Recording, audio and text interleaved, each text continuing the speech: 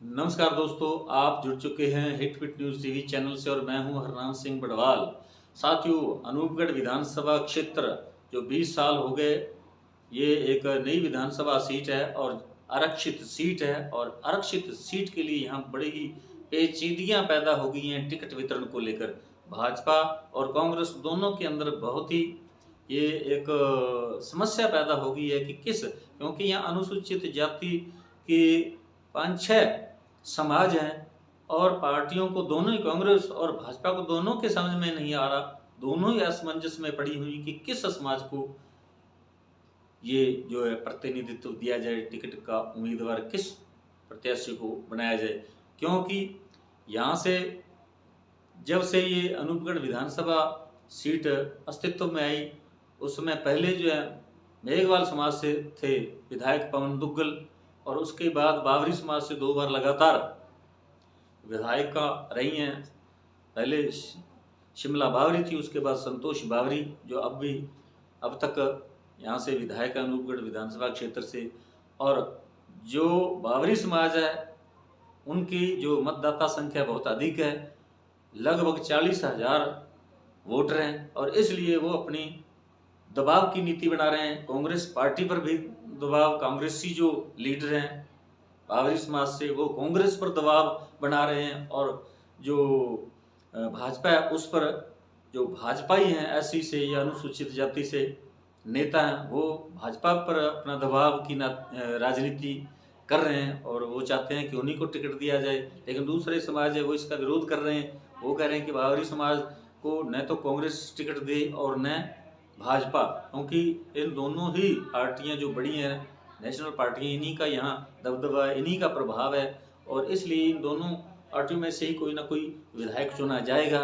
और इसलिए कांग्रेस के जो प्रत्याशी हैं जिन्होंने आवेदन किया है, 18 प्रत्याशी हैं, वो कहीं ना कहीं ज़्यादा उत्साहित हैं और लेकिन ये पिछले कई दिनों से उन्होंने आवेदन कर रखा है, लेकिन उस पर कहीं से भी कोई भी संकेत सुराग नहीं मिला आज तक कि किस की संभावना, किसको टिकट दिया जा सकता है। सबसे पहले जो है चोटी पर नाम आता है कुलदीप इंदौरा का, लेकिन वो जैसा कि प्रमुख हैं, जिला प्रमुख हैं गंगानगर जिले के, इसलिए पार्टी के अंदर से ही, भीतर से ही इस प्रकार की विरोध के स्वर उठ खड़े हुए हैं। उनका कहना है कि जब वो जिला प्रमुख के पद पर हैं और पिछली 2 बार वो यहीं से हार और पराजय का मुंह देख चुके हैं, तो उन्हें बार बार टिकट क्यों दिया जा रहा है, पार्टी उन्हीं पर क्यों भरोसा करती है। तो कोई नया चेहरा सामने आना चाहिए। जो नए चेहरे हैं उनमें से 2-3 ऐसे चेहरे हैं जिन्होंने आवेदन तो कर रखा है लेकिन धरातल पर उनकी कोई पहचान नहीं है और उनको जनता जानती तक नहीं,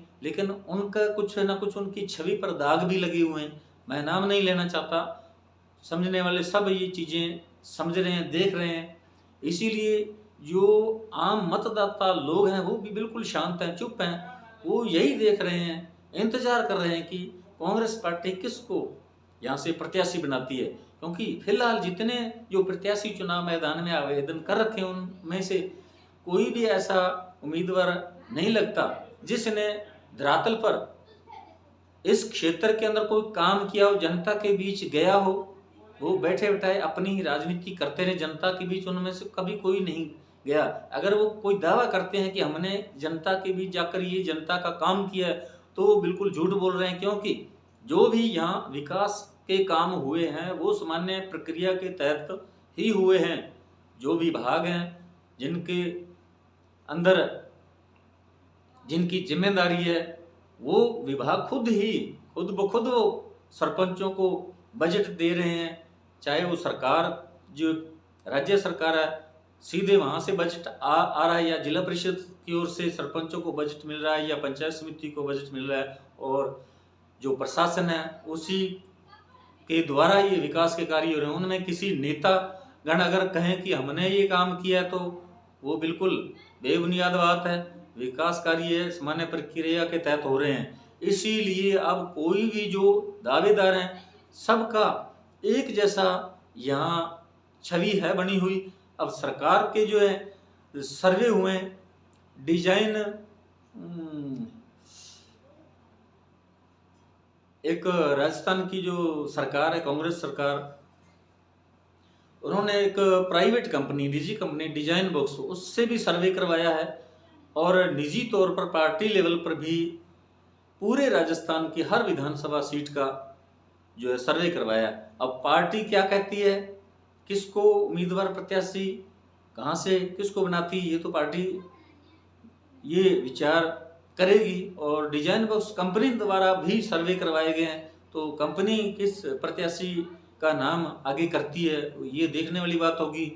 लेकिन जो आवेदक हैं जिन्होंने यहाँ से अनूपगढ़ विधानसभा सीट से आवेदन किया, वो बिल्कुल असमंजस में खुद भी कि पता नहीं उनको टिकट मिलेगा या नहीं मिलेगा। अब इंदौरा जो है वो अपने लेवल पे, वो दिल्ली बार बार मैराथन की दौड़ उनकी जारी है। वो मुकुल वासनिक के पास जाते हैं, केसी वेणुगोपाल के पास जाते हैं, राहुल गांधी के पास जाते हैं।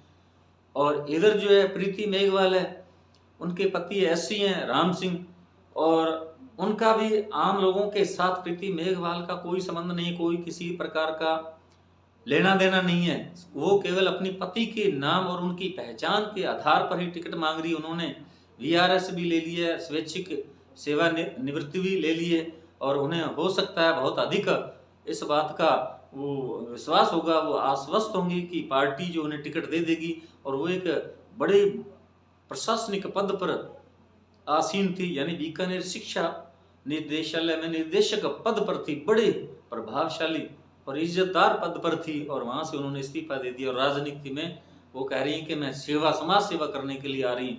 तो आप लोग समझ सकते हैं वो पूरी तरह से आश्वस्त हैं। और जो नेता लोग होते हैं वो अपने लेवल पे राजनीति करते हैं, वो मीडिया के थ्रू या जो एजेंसियां होती हैं प्रचार करने वाली, तो उनकी मार्फत वो अपनी वो छवि सुधारने, अपने को बढ़ा चढ़ाकर जनता के बीच पेश करने की कोशिश करते हैं, ताकि जो है सर्वे रिपोर्ट उनकी फेवर में जाए और टिकट उन्हें मिल जाए।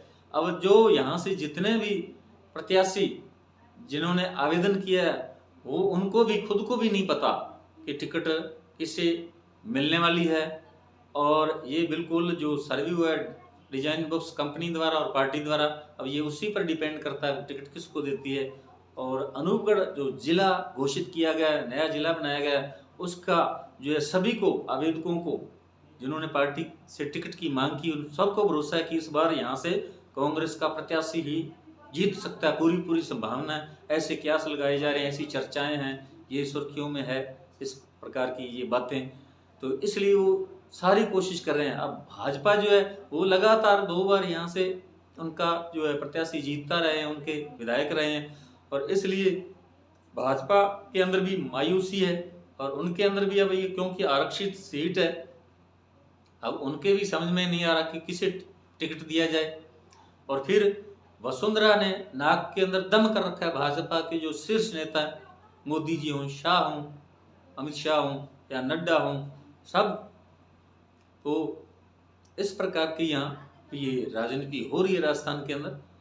अब ये नहीं मालूम कि सरकार किसकी बनेगी राजस्थान के अंदर, क्योंकि भाजपा भी दावा कर रही है कि परिवर्तन होगा। उन्होंने यहाँ 4 परिवर्तन यात्राएं भी निकाली, और कांग्रेस जो अपने विकास के मुद्दे को लेकर की उन्होंने जन कल्याणकारी योजनाएं यहाँ चलाई हैं, विकास किया है, और पार्टी के भीतर भी कोई ऐसा विरोधाभास नहीं है, कंट्रोवर्सी नहीं है किसी प्रकार की, तो वो आश्वस्त हैं कि उनकी सरकार यहाँ रिपीट होगी कांग्रेस की।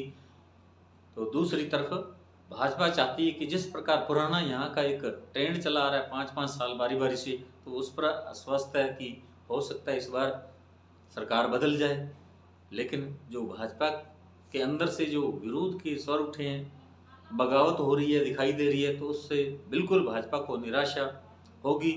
और ऐसा भी माना जा रहा है कि वसुंधरा राजे को जब तक मनाया नहीं जाता, पार्टी के साथ उनको पूरी तरह से जोड़ा नहीं जाता, तब तक यह नहीं कहा जा सकता कि भाजपा राजस्थान के अंदर प्रदेश में सत्ता में आ सकती है। क्योंकि जो वसुंधरा राजे सिंधिया है वो एक भाजपा की कद्दावर नेता, 2 बार की यहाँ से मुख्यमंत्री रही है, और उनका जनाधार बहुत मजबूत है। और वो भी कोशिश कर रही हैं कि उनके समर्थकों को ज़्यादा से ज़्यादा टिकट मिले। क्योंकि पहली टिकट के अंदर उनके किसी एक भी समर्थक का नाम नहीं आया पहली लिस्ट में, इसलिए वो खासा नाराज हैं। तो साथियों, हमारा ये वीडियो आपको कैसा लगा जरूर कमेंट बॉक्स में बताइएगा। यदि आपने हमारे hit fit news TV channel को अभी तक सब्सक्राइब नहीं किया तो जरूर सब्सक्राइब कर लें, इसे अधिक से अधिक शेयर करें, लाइक करें। आपका बहुत बहुत शुक्रिया, धन्यवाद। राम राम, सत श्री अकाल।